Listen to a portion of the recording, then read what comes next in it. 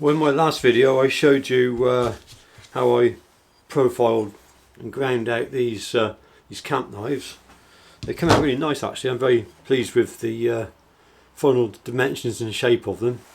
And what I'm going to show you in this video is how I mark out the handle holes to get them really nice and accurate and you know, bang in the middle of the handle. So I'll show you that, but it's a perfect day really to be working indoors because the weather outside just recently has been really bad. So anyway, yeah, let's get on with marking out these camp knives. Well, these are the camp knives. Some of them have been glued up on the opposite side. That's simply because to get two knives out of a length of steel, if I cut them that way, it sounds daft, but there's not enough length in the steel to get two knives. But if I cut them that way, then I can get them, the two knives cut out of one piece of steel. So that's the reason why they're like that.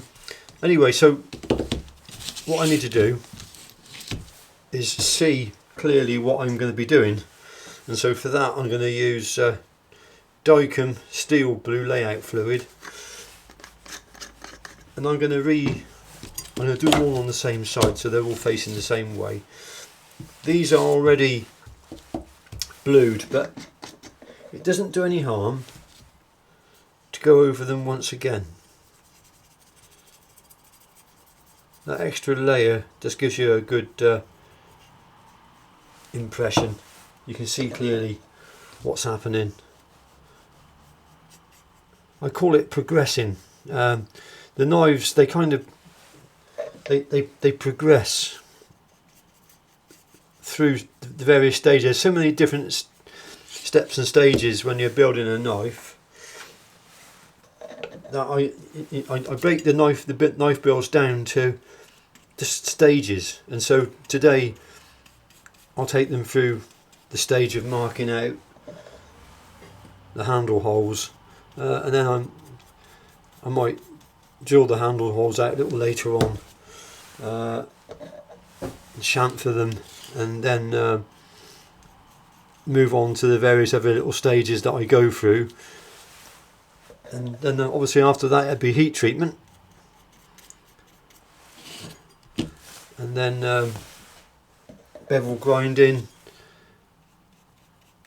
hand flattening the blades, tapering the tangs. I'll taper the tangs before I bevel grind. So that's the Dykem applied. Just wait now for a few minutes and that'll cure, and then I can mark up where the handle holes are going to be. So there's the knives. The Dykem's all dried now, so I've got a pattern piece here. So what I'll do, just a spot one to start off with, that one there can be our piece. I'll lay the pattern piece over. Now these holes are pre-drilled, and then simply mark up. In this case I'm just going to mark up the two pinholes and the lanyard hole. So I'm left with those marks. They look pretty good, but I want to make sure they're absolutely spot on in the centre.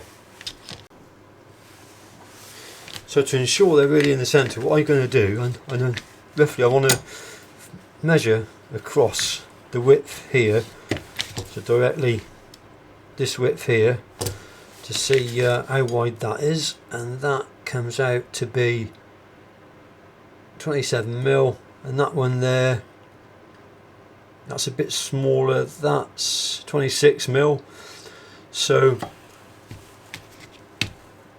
26 or 27, so we go 26.5. Half of 26.5 is 13 1/4. So I then, on my vernier gauge, a cheap set of of verniers. I select 13 1/4. Lock them off, and then I'll draw a line, scribe a line,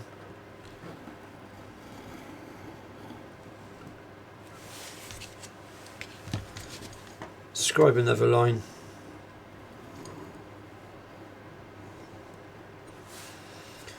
and then that tells me whether my marks are high or low, and I can alter them accordingly for when I do the centre punch. So now it's a simple matter of centre punching. I can see that this first mark is more or less bang on. So lay my centre punch onto that mark, lift it up,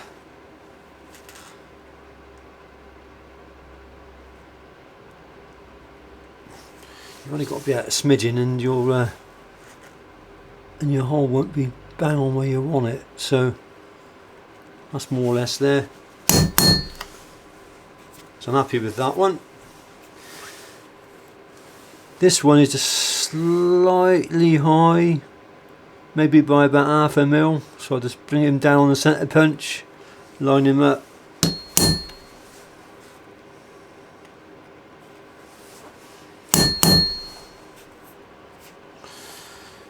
This one here is slightly low, so I'll bring him up on the centre punch a little bit. So I'm happy now that those 3 holes are bang on where I want them to be. I've got an area in here which I'll drill holes also to do weight reduction, and sometimes I might just use these 2 holes here if I want to do 2 large diameter holes for weight reduction, or if I'm fitting a heavier handle material I might actually do three holes for weight reduction. I'll show you how I would mark it out for 3 holes. You've also got to bear in mind that I will be tapering the tangs of all these knives, so that also adds to weight reduction. This is how I go about marking up for 3 holes and making them all equally spaced. So again we come to our trusty old calipers. I'll measure the distance between the centres of the pins. So that is 60 mil.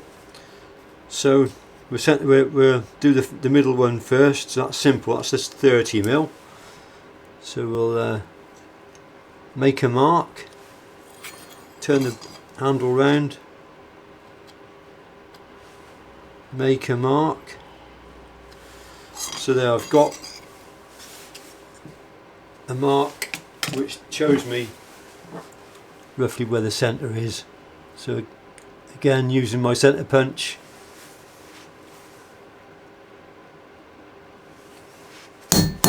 you haven't got to be so accurate with these weight reduction holes, but it's still nice to be as accurate as you can. Then I want to measure again the distance. We know it was 30, so we now go to 15 mil.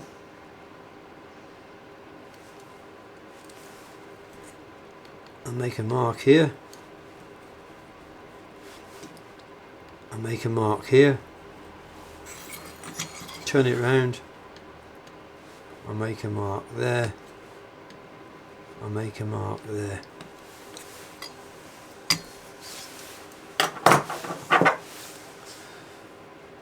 So it doesn't matter now of centre punching in the middle of those little boxes.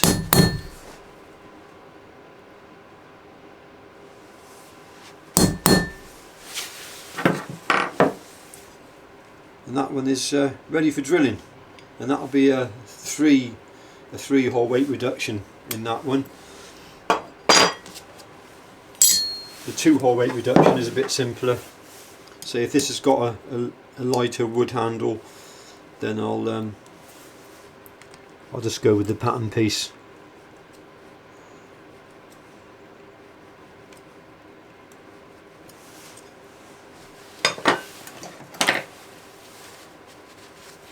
again measure this. I think we were looking at 26 for that one, so it's 13 and a bit.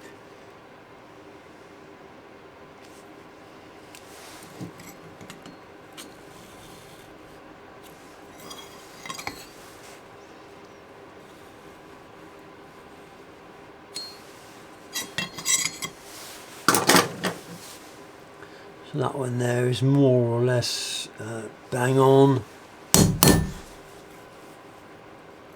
So I'm just aiming now between these lines, just to centre it. That's a little bit high, just bring it down. That one's a bit high, bring it down. That one's more or less bang on. And that one more or less bang on.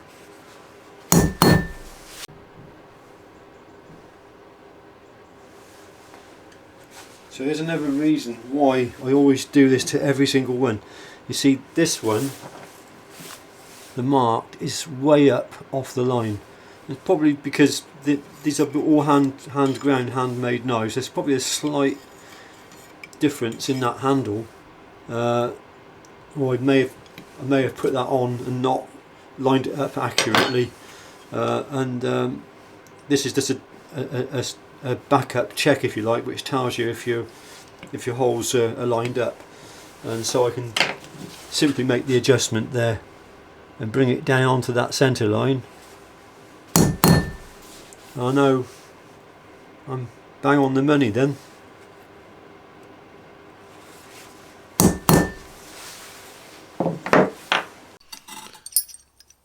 These are all the drills I should be using to drill the holes, the handle holes. I'll be using that one. I won't be needing that one. Well, there's one more drill I'll be using as well, but that's already sharp. But these need sharpening. When it comes to drill sharpening, I'm not the greatest. I'm kind of self-taught at it, but I get my drills up to a point where they're sharp enough to cut reasonably well and without generating too much heat, and then that's good enough for me. But these are just I don't think they're anything special, these drills, but I'm going to sharpen them up anyway, and I'll show you how I do that. For drill sharpening, the other thing that I've got to do, I've got to be able to see. So I need those and I need those, otherwise I simply can't see what I'm doing.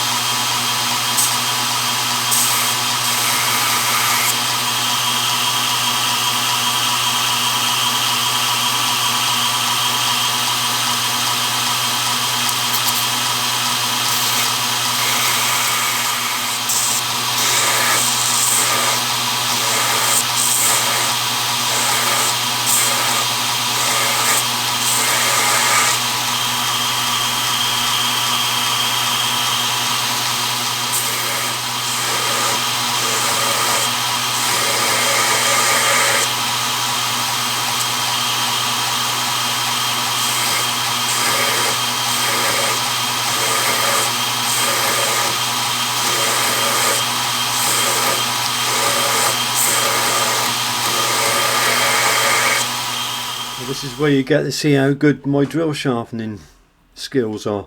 As I say, I don't particularly claim to be anything special when it comes to drill sharpening.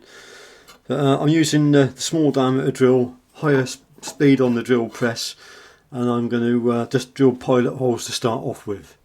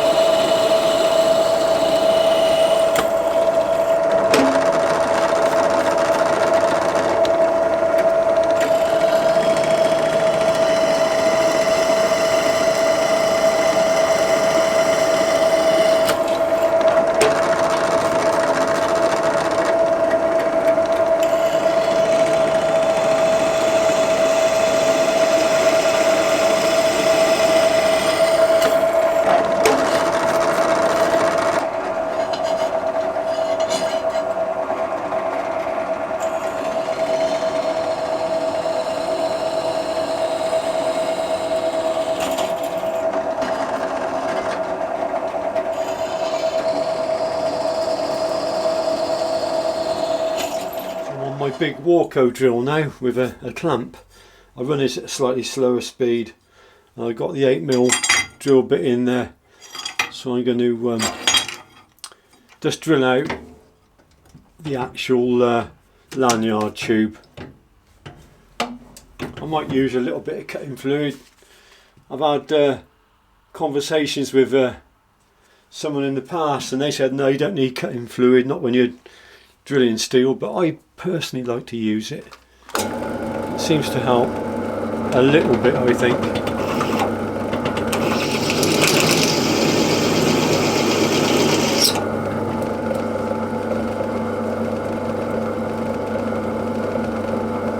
Certainly use the cutting fluid with the large diameter holes.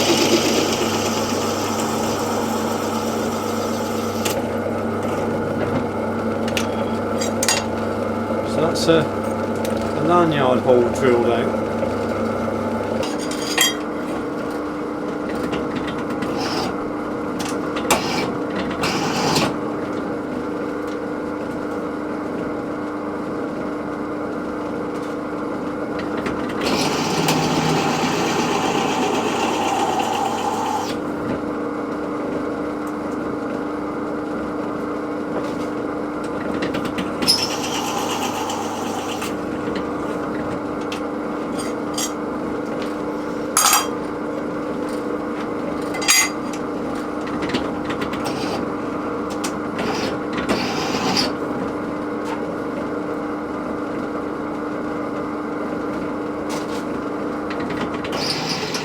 Next operation is to drill out the handle holes here.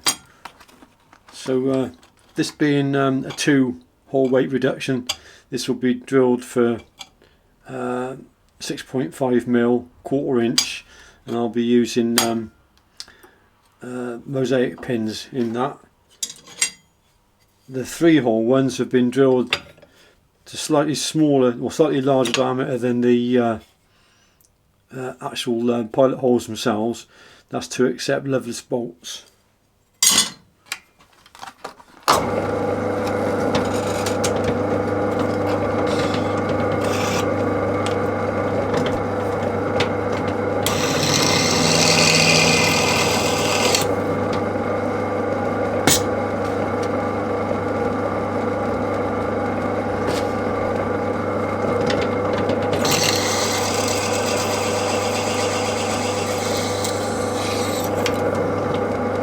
Drill's cutting lovely.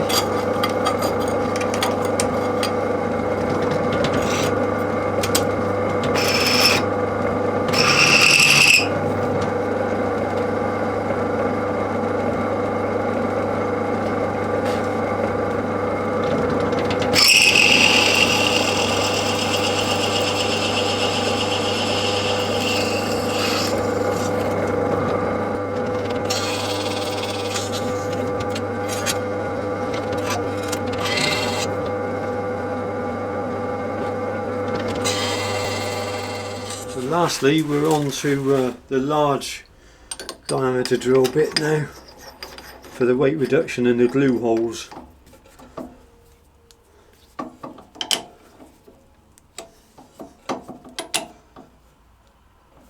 Make sure it's going to go through the table. Yeah, that's okay.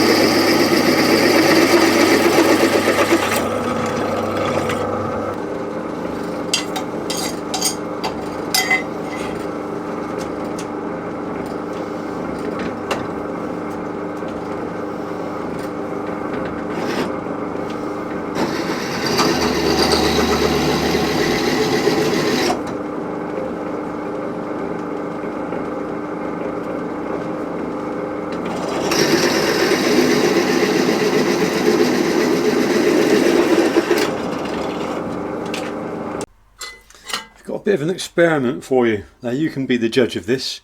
I've got the last 3 holes to drill. I'm going to drill one with no oil, no coolant. I'm going to drill one with WD-40 and one with CT90.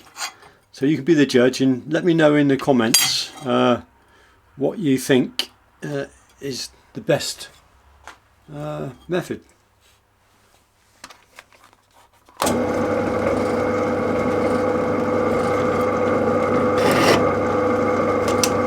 So the first one, just dry.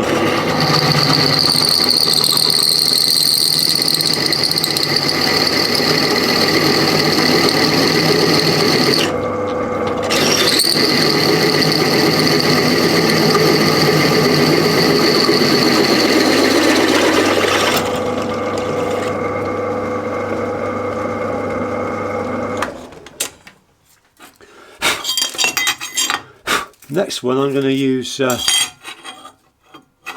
WD-40.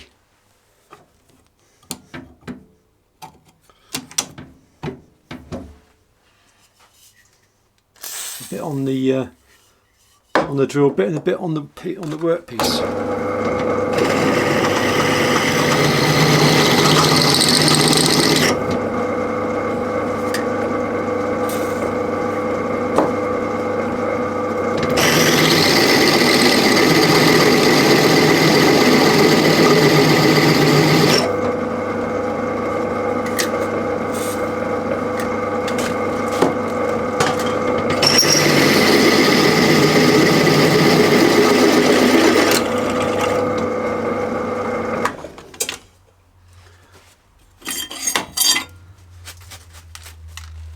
And lastly, just make sure the blade is, the handle rather, is clean. Lastly, we'll use CT90.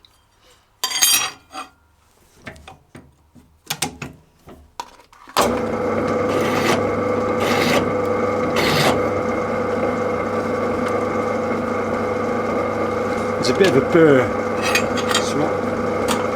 formed by the previous drill hole, so I'll drill that. You can see the burr will lie flatter this way. Maybe it won't. I'll drill that way.